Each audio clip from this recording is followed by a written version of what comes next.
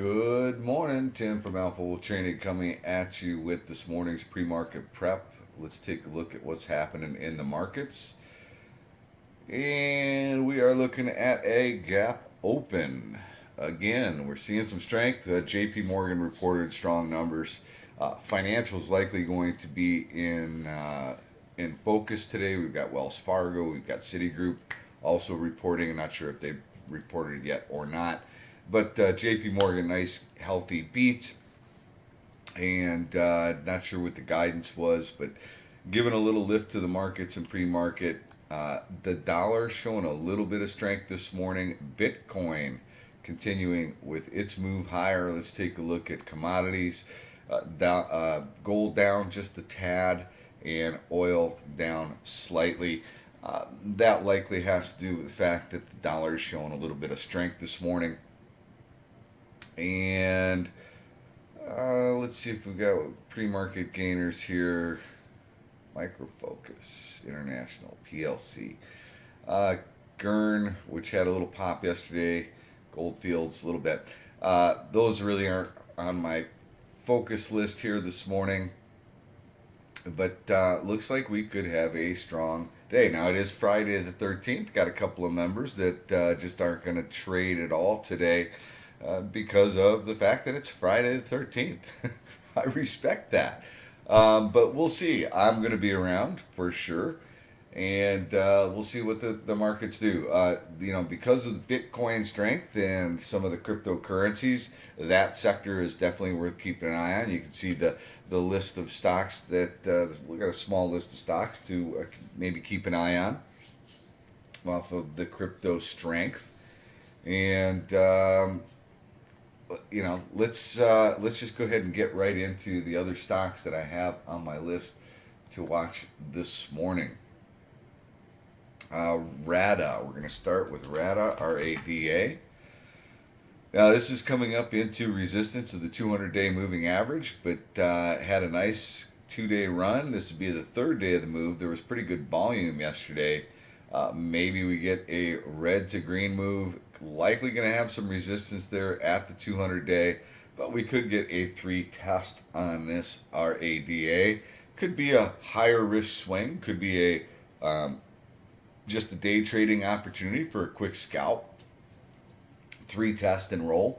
But I think RADA is definitely worth having on your radar for a potential trade. Now, third day of the move, could be a tougher swing because of the fact that it is the third day of the move and needs some time to consolidate, maybe build out a little pattern. Maybe you start flagging out just below the 200-day, or maybe you flag out on top of the 200-day. Worth keeping an eye on RADA, though, for a potential opportunity. SMRT, not a big retail guy, but SMRT, reported earnings back here, had a big spike, pulled back, consolidated out, and then started to pop again. So it is approaching overbought. This also third day of the move, but we could get a 2 test and roll. Worth keeping an eye on SMRT for a little scalp opportunity. Could be a red to green move there as well. OCN with financials reporting. Leon Cooperman, big position in this stock, continues to add. It is oversold. It has been kind of flagging out here on the daily. Looking for it to take out 450 with some conviction. There's some potential price resistance there. Take out 450 with some authority. Maybe we get a 540, 550 test somewhere in that area. Likely have some resistance at the nice round number of 5. But OCN, just because of the fact that the financials likely going to be in play today, could be worth keeping an eye on. Let's see. CYRN had news yesterday. Had a little bit of a pop, little gap up. Held up fairly well right at the $3 mark. Maybe looking for a red to green here. $2.50 would be ideal, right? Pull back to this area of price support. Look for that as a potential entry. Good volume yesterday, 1.3 million shares. This has got a small float, pretty small float. So, they're working on, I think, coming out with a what do you call it? A press release with the large customer that they signed. And I think when that hits, if it is as significant as they say, that they mentioned it was a material contract. So material, kind of a big deal. So we'll see if it is actually a material contract. I'm not sure when they're going to be releasing that, but this CYRN, because of that small float, definitely worth having on the radar for a potential trading opportunity. Momo hasn't had any Momo recently, been kind of consolidating here, but just over the 50-day moving average. And what we've got going on here is we've got a golden cross. Love the golden cross. Um, Nice consolidation. This could be interesting for a swing play. Now, we are kicking off earnings season. This has got 106 million shares in the float. We're kicking off earnings season. Um, maybe this is waiting on earnings before it makes its next move, but you've got a nice trend that is developing here. We're sitting on top of the 50-day. We've got the golden cross. A lot of positive things happening here on Momo. Worth keeping an eye on this one. Maybe for a swing opportunity on a pullback to say 33.90, $34. Maybe take a little starter there, and a potential day trade on a break over, let's see, 36 bucks. Let's take out 36, maybe get a 37, even $38 test on Momo. But worth keeping an eye on that one. VRX had some news yesterday. It's coming up into the 50-day moving average. It has just closed over the 200-day.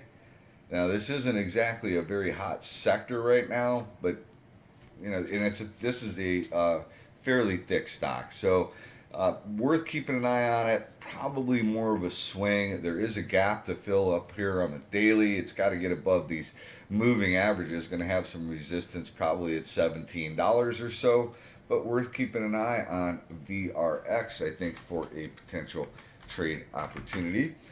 More of a swing, long-term hold. It actually has got up to about $16.84 after market yesterday. And like I said, I think 17 could be resistance, but then we can take that out with some authority. May get a gap fill up to about that $18.30 range. Like I said, more of a swing or long-term hold consideration. ECYT had an upgrade this morning. Price target, I can't recall what the target was, but let me see real quick. ECYT. Jeffries put in a target on it for $17. So reclaim the 20-day, approaching overbought, but pretty nice looking setup there on the daily. $8 seems to be acting as support. Maybe look for a pullback to $9 or so. See if you get a pull to 9. That could be an interesting spot to take it for a little bounce trade. 59 million shares in the float. MNOV, big gapper this morning off of PR, stopping a trial because of the fact that it hit. They hit their primary target. And this is gapping. Got up to about, where are we at here? MNOV. Got up to, I think, 15 bucks. $15.11. Let's back this thing out to the weekly. Take a look and see where that puts us. That is all-time highs, it appears. Let me back it out to the monthly just to make sure. Nope. It is not all-time highs. Pretty darn close, though. Pretty darn close. Looks like 16 and change. $16 was all-time highs on this stock going back to 2007. So quite a long time ago since we've been back up here. Let's take a look at the weekly. Kind of been consolidating here a little bit. Take a look at the daily. It is overbought. but things can stay overbought for a while. So let's see, 32 million shares in the float. I just want to see real quick what their financial situation looks like here. MNOV.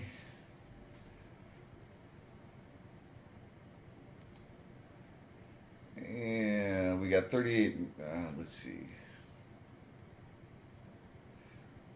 Looks like we got 38 million shares in the, or 36.89 million shares in the float. 7.5% short interest. 27 million in cash. Burning through about 7 million a year. So, don't know what the debt is on here, but they don't appear to need cash. But when these biotechs, this is phase 2, biotechs get this kind of a boost, it's not uncommon to see them raise capital. So I would be slightly cautious here. Just look for maybe a day trading opportunity. Look for some type of an intraday setup. Make sure you've got some volume, some liquidity. But worth keeping an eye on MNOV for a trading opportunity. SPRO, nice little pop yesterday. We've got a pro member that is really tuned in to the recent IPOs. This looks like a recent IPO, and nice little break yesterday. Not sure what popped it, but potential red to green move. Just took out the $15 holla. That was an area of resistance, and now we're in blue sky territory. Maybe we wait for a some type of a setup here. The issue here is very light volume. Traded 54,000 shares yesterday. Very, very light volume. Not a lot of liquidity, so you got to be careful there. 8.4 million shares in the float. Maybe you get a red to green move here. But look for some volume. You're gonna have, if you decide to try and play this, make sure you play it size appropriate, right? Can't go in real big on this thing because you just don't have the liquidity to be able to get out. So be careful there on SPRO, but pretty nice little breakout there yesterday. MTBC looked like there was, looks like they closed an offering here. A convertible preferred stock. It's got an interesting look on the daily. Let me see what it's doing here. MTBC doesn't appear to be doing anything in pre-market. This has got a pretty small float. Could be, I just like the technical setup here. It looks like this 100 EMA is holding a support. It looks like maybe $3 could be a support area. Just looking for maybe some type of a spike, a break over this trend line with some volume. Just looking for a quick day trading opportunity, not looking to take that and hold it overnight. NBRV had some news this morning. Doesn't appear to be doing a whole lot pre-market. And they need cash. But what I was looking at is, this it's in an area where we could have a potential double bottom here. SunTrust has a $20 price target on this stock. It's going to likely have some resistance around $5.40. Maybe a quick day trade scalp opportunity. That's all I'm really looking for in that one. Small float. Need to have some volume. But worth at least having on the radar. So sectors to keep an eye on today. Look, I still like energy. We're going to get the Baker Hughes rig count later today. Crypto names, which I've got posted on the blog. Let's see what else. And of course, financials, right? Financials, another one to keep an eye on. Pixie just reported earnings. That had a nice little pop into earnings. Looks like they missed on the bottom line, beat on the top line. Let's see, 9 cents versus 4 cents, and sales of 7.8 versus 5.4 in the prior year period. Let me see if it's doing anything in pre-market off of these numbers. PIXY. does not appear to be doing a whole lot. Had a little bit of a run heading into these numbers. 3D Systems reports prevailed. Former employees violation non-competition covenant. Court orders this court. DDD looks like they may have a little bit of a positive ruling here. This is kind of interesting. Testing the $12 Hala. Let's take a look and see if it's reacting to this news. It does not appear to be reacting to this in pre-market here. Let's see.